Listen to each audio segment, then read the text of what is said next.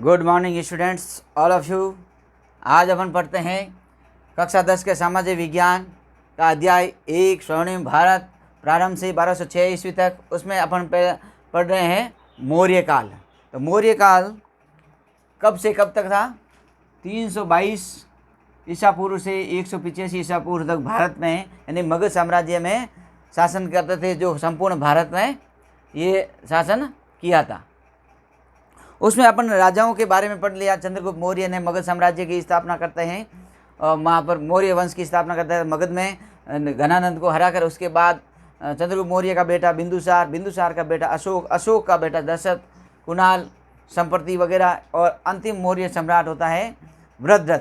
वृद्धरथ की हत्या करते हैं 185 ईसा पूर्व में।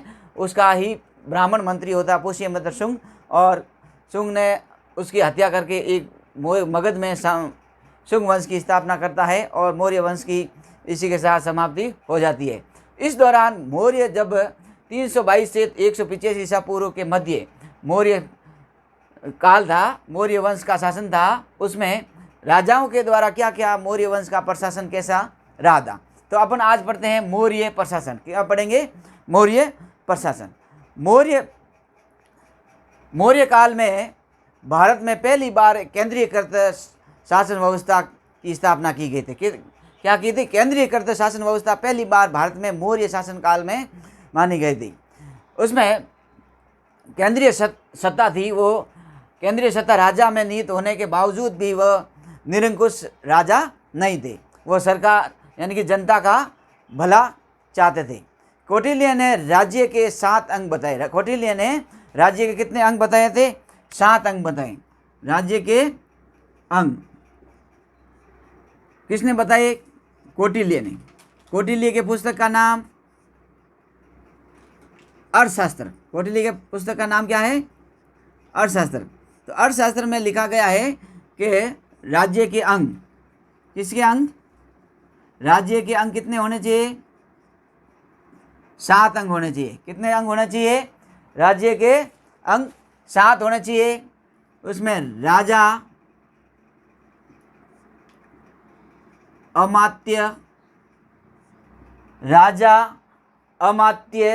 जनपद। उसमें अंदर क्या होना चाहिए? जनपद होना चाहिए। उसके अंदर कोष, दुर्ग होना चाहिए। उसके अंदर कोष होना चाहिए। उसके पास सेना होनी चाहिए और उसके क्या होने चाहिए? मित्र होने चाहिए। और क्या होने चाहिए? मित्र होने चाहिए। तो इस प्रकार कौटिल्य ने अर्थशास्त्र में राज्य के कितने अंग बताए? 7 अंग। राजा, अमात्य, जनपद, दुर्ग, कोष, सेना और मित्र होने चाहिए। और राजा द्वारा मुख्यमंत्री व पुरोहितों को नियुक्त किया जाता था। राजा के द्वारा मुख्यमंत्री व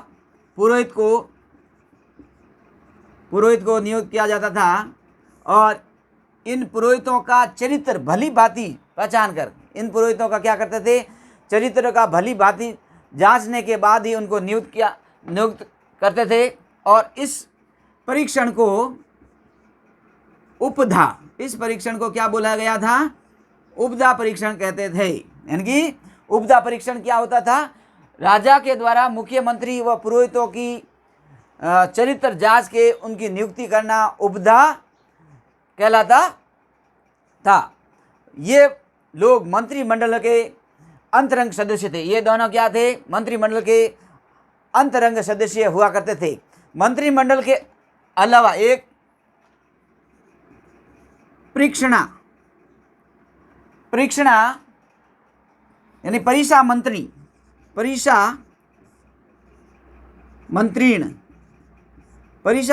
हुआ करते थे। परिषा मंत्रीण वो होते थे जो कि आज के समय में मंत्री परिषद होती है। मंत्री परिषद होती है। उस समय मौर्य काल शासन व्यवस्था में परिषा मंत्रीण भी हुआ करते थे। अब है, ये तो था मौर्य प्रशासन की मुख्य बातें। अब पढ़ते हैं केंद्रीय प्रशासन।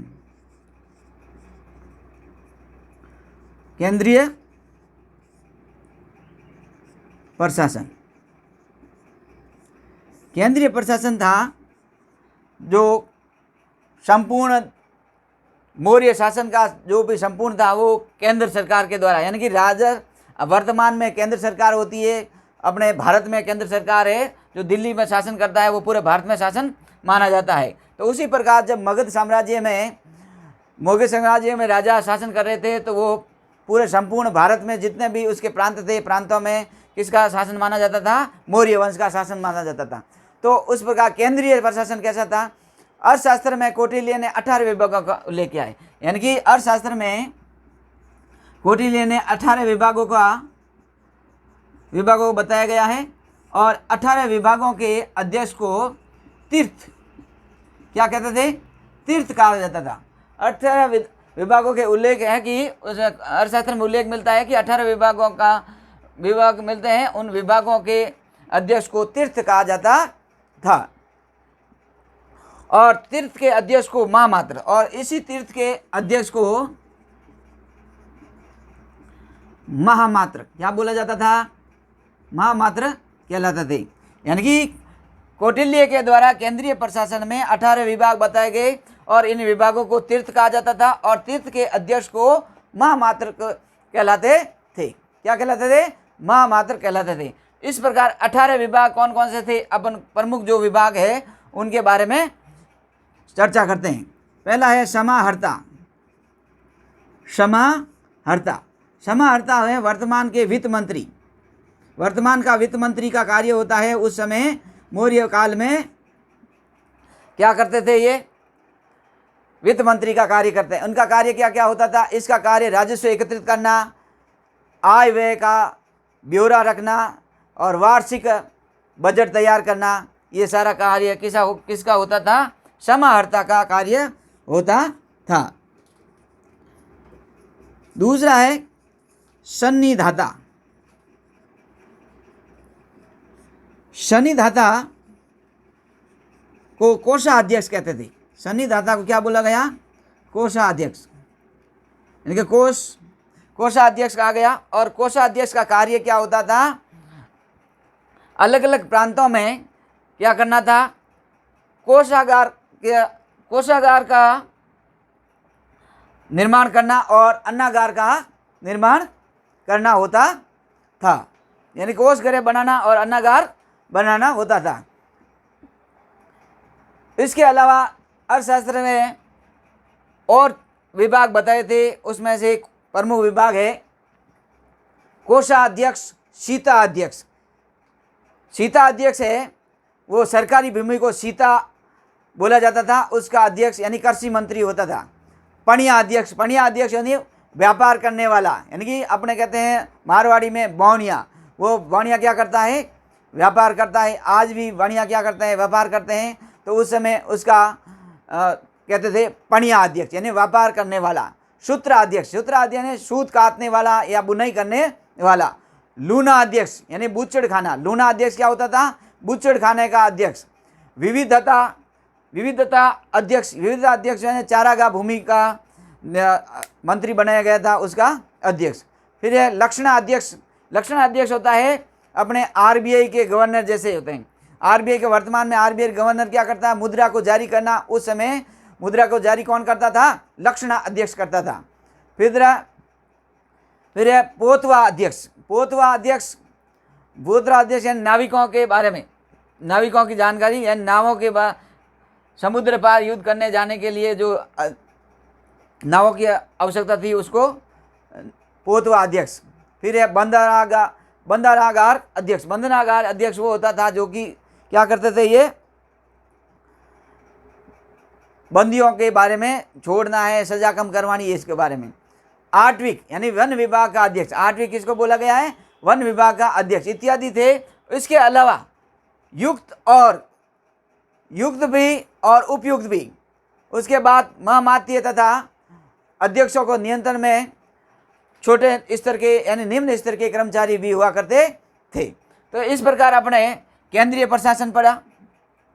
ये था केंद्रीय प्रशासन, यानी कि केंद्रीय प्रशासन में कौटिल्य ने 18 विभागों को बताया गया। 18 विभागों को तीर्थ कहा गया, और तीर्थ के अध्यक्ष को महामात्र कहा गया है। उसके बाद समाहर्ता, सन्निधाता, उसके अलावा और 26 अध्यक्षों को बताया गया, जिसमें सीता अध्यक्ष, लवणा अध्यक्ष, लक्षणा अध्यक्ष, सूत्रा अध्यक्ष, इस पोतवा अध्यक्ष, आठविक, युक्त, उपयुक्त, महामात्य और अध्यक्षों के नियंत्रण में ये निम्न स्तर के कर्मचारी हुआ करते थे। अब बढ़ते हैं अपन प्रांतीय प्रशासन। अब बढ़ते हैं क्या? प्रांतीय प्रशासन। ये तो था केंद्रीय प्रशासन। अब बढ़ते हैं अपन प्रांतीय प्रशासन।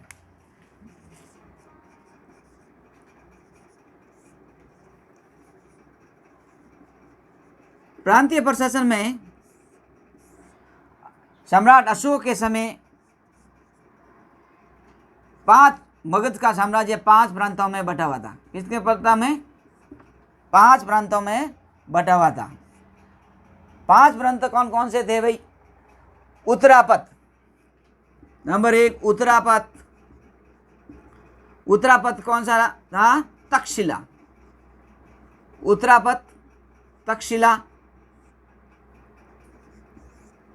उत्तरापथ हो गया, तक्षशिला, अवंती राष्ट्र,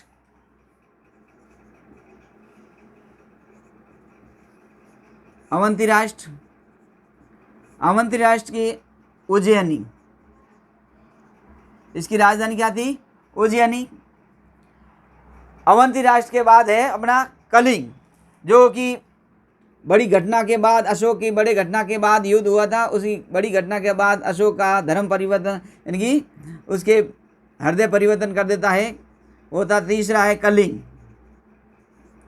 कलिंग वर्तमान में उड़ीसा और उसकी राजधानी है तोसली, तोसली या धौली, तोसली या धौली। और दक्षिणापथ, फिर आते ही अपने चौथा है दक्षिणापथ में स्वर्णगिरी, स्वर्णगिरी राजधानी क्या थी? स्वर्णगिरी, ये गुजरात वाला भाग, स्वर्णगिरी। तो 5वां है अपने मध्य देश, मध्य देश या पूर्वी देश।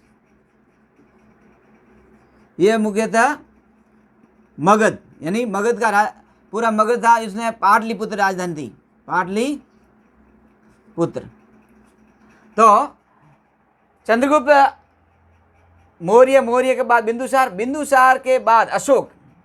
अशोक जब राजा बना था उससे पहले कहाँ का राज्यपाल नियुक्त कर दिया गया था? नियुक्त था अवंती का, अवंती राष्ट्र का राज्यपाल था अशोक। और अशोक के शासनकाल में 5 प्रांतों में बटा हुआ था। कितने प्रांतों में बटा हुआ था? प्रांतों में बटा हुआ था। इन 5 प्रांतों में शासन कौन करते थे? या तो राजा का पुत्र करता था, या राजा का पुत्र को राजकुमार या आर्यपुत्र कहलाते थे, वे अधिकारी इसमें शासन करते थे। प्रांतों के बाद उसमें विषय में विभक्त थे। प्रांत किस में विभक्त थे? विषय में। विषय के बाद विषय में विभक्त थे। विषय पतियों को अधीन होते थे। किसके अधीन होते थे? प्रांतों के अधीन होते थे। और प्रांतों में के बाद जिले का प्रशासन कौन करता था भाई? आज के ज़माने में जिला कलेक्टर करता है, उस समय स्थानिक हुआ करते थे। कौन करता था? स्थानिक। जिले का प्रशासन का अधिकारी कौन करता था? स्थानिक। क्या कहलाता था? स्थानिक कहलाता था, जो समाहर्ता के शासन को सहयोग करता था। समाहर्ता का जो शासन था उसको क्या करता था? उसके अधीन ये कार्य करता था। प्रशासन की सबसे छोटी इकाई का मुखिया गोप, यानी कि ये गोप हुआ करते थे। जब प्रशासन की सबसे छोटी इकाई हुआ करते थे, ये गोप 10 गांवों के ऊपर, कितने ग्रामों के ऊपर? 10 ग्रामों के ऊपर हुआ करते थे, और इसका अधिकारी गोप कहलाता था। इस गोप के प्रशासन चलाने वाला अधिकारी क्या कहलाता? गोप कहलाता था। और ये समाहर्ता के अधीन, और उसके बाद अपन समाहर्ता होता था जो राजस्व इकट्ठा करने वाला, और समाहर्ता के अधीन एक प्रदेष्टि नामक एक अधिकारी भी होता था, जो स्थानिक गोप और ग्राम अधिकारियों के कार्य को क्या करते थे? जांचता जाता था। तो उस समय समाहर्ता के समय, यानी उस समय समाहर्ता क्या करता, राजस्व इकट्ठा करता था। तो राजस्व इकट्ठा अधिकतर किससे आता था? भूमि से। किससे आता था? और भूमि से। और भूमि से जो राजस्व आता था उसे मूली या भाग भी कहा जाता था। मूली या भाग राजस्व इकट्ठा करता है। ये आरपीएससी में सवाल आ चुका है, मूली या भाग से भाग क्या होता था। तो मौर्य प्रशासन में जो राजस्व इकट्ठा करते थे भूमि के द्वारा, वो मूली या भाग कहलाता था। उसके बाद अपना ये था अपना प्रांतीय प्रशासन। अब अपन पढ़ते हैं प्रांतों के बाद केंद्र प्रशासन, फिर अलग अलग प्रांतों का प्रशासन, और उसके बाद जो बड़े बड़े ये 5 महानगर थे, जो नगर थे, तो उनकी नगरीय व्यवस्था कैसी थी है। तो अपन नगर को चलाने के लिए प्रशासन चाहिए, तो नगर शासन क्या थे? नगर शासन। नगर शासन के अंतर्गत अपन पढ़ते हैं पहला, ये बड़े बड़े नगर थे, तक्षशिला, उज्जैनी, तोसलिया, धौली, स्वर्णगिरी, पाटलिपुत्र, ये बड़े बड़े ये नगर थे। इन नगरों के प्रशासन को चलाने के लिए क्या क्या वहाँ अधिकारी नियुक्त किए थे। मेगास्थनीज की इंडिका, यानी कि मेगास्थनीज जो चंद्रगुप्त मौर्य के शासनकाल में सेल्यूकस निकेटर के द्वारा इसके दरबार में ये राजदूत नियुक्त किया था। तो मेगास्थनीज ने घूम घूम के मौर्य जो साम्राज्य था उसके अंदर घूम रहा था और वहाँ के नगरों की प्रशासनिक व्यवस्था के बारे में अपनी ये पुस्तक है इंडिका।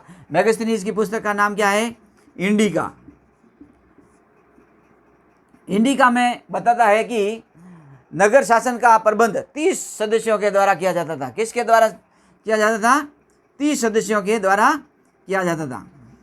और 30 सदस्यों के अंदर 6 समितियां हुआ करती थी। कितनी समितियां? 6 समितियां हुआ करती थी। और 6 समितियों में ही 5-5 सदस्य थे। इन 6 समितियों में कितने सदस्य थे? 5-5 सदस्य हुआ करते थे। और इन 5-5 सदस्यों में प्रथम समिति थी, वो ये 6 समितियाँ थी, उसमें से फर्स्ट यानी प्रथम समिति थी, वो क्या कार्य करती थी? उद्योग। किसमें? उद्योग व शिल्पों का निरीक्षण करता का कार्य फर्स्ट का था। किसका था? उद्योग और शिल्पों का।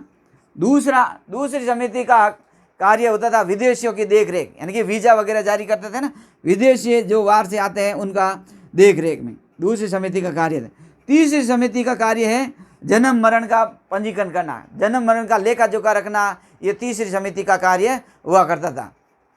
चौथी समिति का कार्य था व्यापार और वाणिज्य के क्या करता था? व्यापार व वाणिज्य का लेखा जोखा ये सारा कौन रखती थी? चौथी समिति करती थी। और पांचवी समिति का कार्य होता था कि निर्मित वस्तुओं का विक्रय निरीक्षण करना, और उनका जो निर्मित होती थी, जो उद्योग के द्वारा निर्माण किया जाता था, उन जो बिक्री दर होती थी उनका निरीक्षण करते रहना चाहिए। और छठी समिति थी, जो ये छठी समिति थी, ये छठी समिति का कार्य था, क्या कार्य था भाई? छठी समिति का जो व्यापार के द्वारा जो क्या बिक्री कर लगता था उसका 10वां भाग इकट्ठा करना। छठी समिति का कार्य क्या था? जो व्यापार किया जाता था, व्यापार में जो भी वस्तु बिक्री थी, बिक्री कर के रूप में कितना भाग?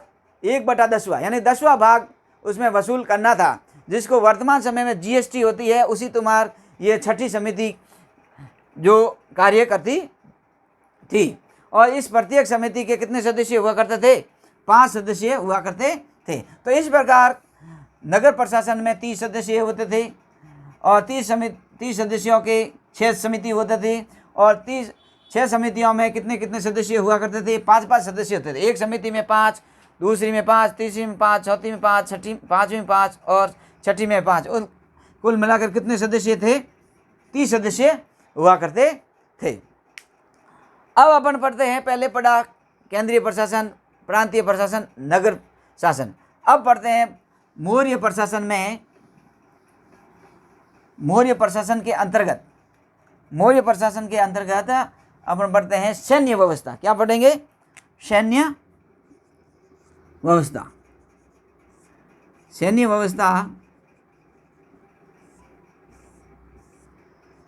व्यवस्था के अंतर्गत अपन मौर्य प्रशासन में कौन कौन सी सेना थी, वो क्या क्या करते थे। तो सेना के संगठन हेतु पृथक यानी कि अलग से एक सैन्य विभाग बनाया गया था। सेना के लिए प्रशासन यानी कि सैन्य व्यवस्था के लिए एक सैन्य विभाग की स्थापना की गई थी। ये किसके द्वारा? एक केंद्रीय प्रशासन के द्वारा। ये केंद्रीय प्रशासन इसमें एक सैन्य विभाग का गठन किया गया था। और ये भी कितने समितियों में था? ये भी 6 समितियों में विभक्त थी। कितने? 6 समितियों में ये भी विभक्त थी। और इनमें हर समिति में कितने सदस्य हुआ करते थे? 5 सदस्य हुआ करते थे। कुल सदस्य कितने हो गए? 30 सदस्य। हर समिति में कितने सदस्य थे? 5। और ये समितियां सेना के 5 विभागों की देखरेख करती है। और ये समितियां क्या करते? सेना के 5 विभाग थे, उनकी देखरेख करती थी। और 5 विभाग कौन कौन से थे? सेना के 5 विभाग, पहला थी पैदल सेना, फिर थी अश्व सेना यानी घुड़सवार वाली, दूसरी थी हाथी सेना, चौथी थी अपने रथ सेना, और 5वीं थी नौसेना। यानी कि मौर्य प्रशासन में नौसेना का भी उल्लेख मिलता है। यानी कि श्रीलंका वगैरह में जाकर और अन्य समुद्र में द्वीपांतरों में जाकर उन्होंने युद्ध किए थे। और ये जहाँ श्रीलंका वगैरह ऐसे क्षेत्र में गए, वो किसके द्वारा किए थे? नौसेना के द्वारा ही ये संभव हो सका था। तो इस प्रकार सैन्य व्यवस्था के अंतर्गत सैन्य विभाग एक अलग विभाग खोला गया था। उसमें 5-6 समितियाँ थी। उस 6 समितियों में ही 5 सदस्य हुआ करते थे। और इसमें 30 सदस्य थे और 5 विभाग। इनके 5 कौन कौन से विभाग थे? पैदल, अश्व, हाथी, रथ और नौसेना। और इनकी सैन्य विभाग की देखरेख करने वाला अंतपाल कहलाता था। क्या कहलाता था? अंतपाल। क्या कहलाता था? अंतपाल। और सीमांतर क्षेत्रों में भी सीमा पर भी जो भी अधिकारी नियुक्त किया जाता था, उसको भी क्या बोला जाता था? अंतपाल बोला जाता था। मेगास्थनीज की इंडिका के अनुसार चंद्रगुप्त मौर्य के पास, यानी कि मेगास्थनीज की जब इंडिका, और इंडिका में लिखा गया था कि चंद्रगुप्त मौर्य के पास 6 लाख पैदल सेना थी। कितने लाख? 6 लाख पैदल सेना, 50,000 अश्वरोही यानी कि घोड़ों की सेना कितनी थी? 50,000। और 9,000 हाथियों की सेना थी। 9,000 हाथियों की सेना और 800 उसके पास रथ हुआ करते थे। एक बड़ी विशाल सी उसके पास सेना थी। तो इस प्रकार ये सैन्य व्यवस्था थी। उसके बाद अपन मौर्य प्रशासन में पढ़ते हैं न्याय व्यवस्था। क्या पढ़ेंगे? न्याय व्यवस्था।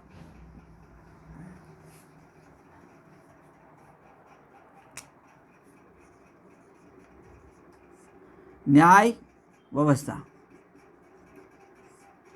न्याय व्यवस्था के अंतर्गत अपन सर्वोच्च न्याय अधिकारी या सर्वोच्च अधिकारी कौन होता था? सर्व राजा। कौन होता था? राजा।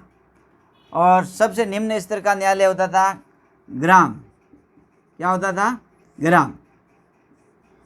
सबसे ऊपर राजा जिसने जो भी न्याय दे दिया वो राजा देता था। और सबसे निचले स्तर का न्यायालय होता था ग्राम। इस प्रकार सम्राट न्याय प्रशासन का सर्वोच्च अधिकारी होता था सम्राट यानी राजा। और निचले स्तर में न्यायालय होता था ग्राम न्यायालय, जहाँ ग्रामीण या ग्राम वर्ग यानी कि यहाँ के लोग, ग्रामीण लोग, ग्रामणी या ग्राम वर्ग जो भी निर्णय देते थे वो मान्य होता था ग्राम वालों को। इससे भी संतुष्ट नहीं होते थे तो अलग अलग आज के ज़माने में जो अलग अलग उपखंड न्यायालय, जिला न्यायालय, सेशन न्यायालय, उसके बाद उच्च न्यायालय, फिर सर्वोच्च न्यायालय होता है। कौन सा? सर्वोच्च न्यायालय दिल्ली यानी कि उच्चतम न्यायालय। और उसके बाद जब भी न्याय नहीं मिलता है तो अंतिम राष्ट्रपति के पास जाते हैं। किसके पास जाते हैं भाई? राष्ट्रपति के पास जाते हैं। तो उस समय भी अलग अलग नाम से न्यायालय खोले गए थे, और इन सब के अलावा, इन राजा और ग्रामीणों के अलावा जो बीच में न्यायालय थे वो थे संग्रहण, द्रोणमुख, स्थानीय और जनपद।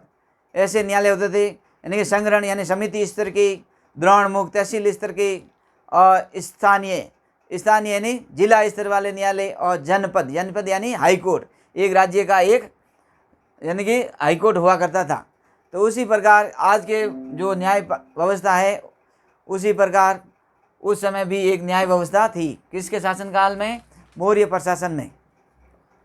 और ग्राम संघ और राजा के न्यायालय के अतिरिक्त अन्य सभी न्यायालय थे वो दो प्रकार के थे। दो प्रकार के न्यायालय थे। एक था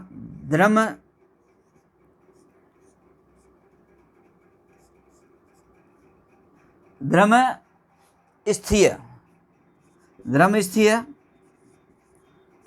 दूसरा था कंटक शोधन। दूसरा कौन सा था? कंटक शोधन। अब देखो भाई, धर्मस्थीय और कंटक शोधन क्या होता था? धर्मस्थीय, धर्म यानी धर्म के द्वारा। किसके द्वारा न्याय देना? धर्म के द्वारा न्याय देता था। इन न्यायालयों का निर्णय का कार्य धर्मशास्त्र के अनुसार जो निपुण लोग थे वो तीन धर्मस्थ, यानी कि तीन, क्या इस धर्मस्थ न्यायालय में कौन किसको नियुक्त किया जाता था? कि तीन धर्मस्थीय और या व्यवहारिक और तीन अमात्य करते थे। यानी में जज किसको बनाया जाता था?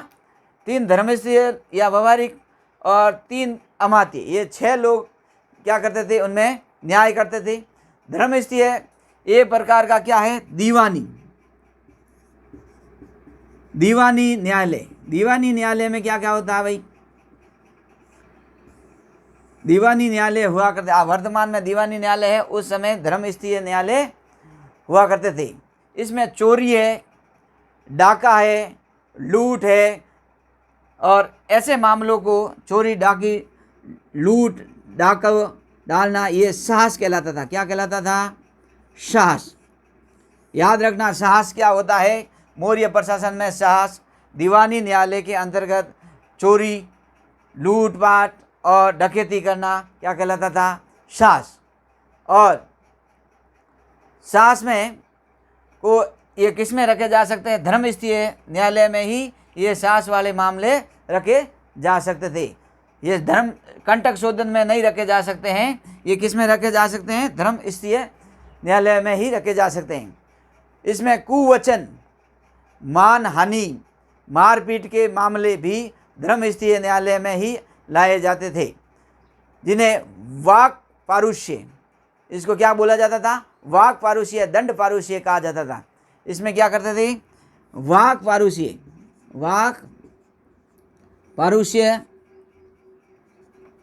या दंड पारुष्य।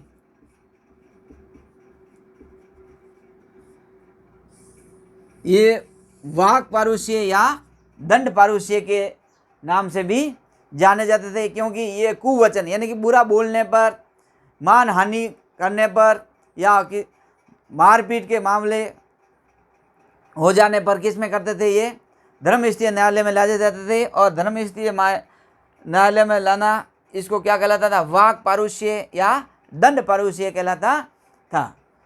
अब है दूसरा न्यायालय, कंटक शोधन। कंटक शोधन एक फौजदारी कौन सा न्यायालय? फौजदारी न्यायालय के जैसा था। अपने वर्तमान समय में फौजदारी न्यायालय है, वैसी अदालतें ये कंटक शोधन कहलाती थी। 3 प्रदेष्टि, यानी कि इसमें कौन कौन से न्यायाधीश हुआ करते थे? 3 प्रदेष्टि और 3 अमात्य मिलकर राज्य तथा व्यक्ति के मध्य जो विवाद हो जाता था, राज्य और व्यक्ति के मध्य जो विवाद हो जाता था, तो उसमें 3 प्रदेष्टि और 3 अमात्य मिलकर क्या करते थे? न्याय देते थे। और नगर न्यायाधीश को व्यवहारिक महामात्र कहते थे। और नगर का जो न्यायाधीश हुआ करता था, उसे व्यवहारिक महामात्र, तथा जनपद न्यायाधीशों को राजुक, यानी जनपद इन्हें जनपद राज न्यायाधीशों को राजुक कहलाता थे। क्या कहलाते थे? राजुक, राजुक कहलाता था। और चाणक्य के अनुसार कानून के 4 मुख्य अंग बताए। चाणक्य के अनुसार कानून के कितने अंग बताए? 4। पहला है, चाणक्य बताता है कानून के अंग किसके अनुसार? चाणक्य यानी कौटिल्य की पुस्तक कौन सी थी? अर्थशास्त्र। और अर्थशास्त्र में उल्लेख है, अर्थशास्त्र में उल्लेख है कि न्यायालय के कितने, यानी कानून के 4 अंग बताए। कितने अंग बताए थे? 4 अंग बताए। किसके? कानून के 4 अंग। 4 अंग कौन कौन से? पहला है धर्म। क्या है? पहला क्या है? धर्म व्यवहार, धर्म व्यवहार, चरित्र, धर्म व्यवहार, चरित्र और शासन। और क्या है? शासन। तो चाणक्य की अर्थशास्त्र पुस्तक के अनुसार कानून के कितने अंग बताए? 4। 4 कौन कौन से? धर्म, व्यवहार, चरित्र और शासन। तो इस प्रकार अपन मौर्यकालीन न्याय व्यवस्था के बारे में पढ़ा। अब अपन थोड़ा बहुत पढ़ लेते हैं मौर्यकालीन समाज। क्या पढ़ेंगे? मौर्यकालीन समाज। मौर्य प्रशासन में मौर्यकालीन समाज कैसा था और इन समाज में कौन कौन थे, उन समाज में कौन से वर्ग थे, कौटिल्य ने कौन कौन से वर्ग बताए और मेगस्थनीज ने कौन सा वर्ग या जातियाँ बताई, महिलाओं की स्थिति कैसी थी, ये इसके बारे में अपन पढ़ते हैं। तो मौर्यकालीन समाज, मौर्यकालीन समाज। मौर्यकालीन समाज में है अपन लेते हैं। मौर्यकालीन समाज में ये मौर्यकालीन समाज की जानकारी अपने को कहाँ से मिलती है? तो कौटिल्य का अर्थशास्त्र, मेगस्थनीज की इंडिका और जो अशोक मौर्य के द्वारा अभिलेख खुदवाए गए थे, उन तीनों के द्वारा अपने को क्या मिलती है? मौर्य प्रशासन में मौर्यकालीन समाज के बारे में जानकारी मिलती है। कौटिल्य ने इन समाज को क्या बताया? वर्णाश्रम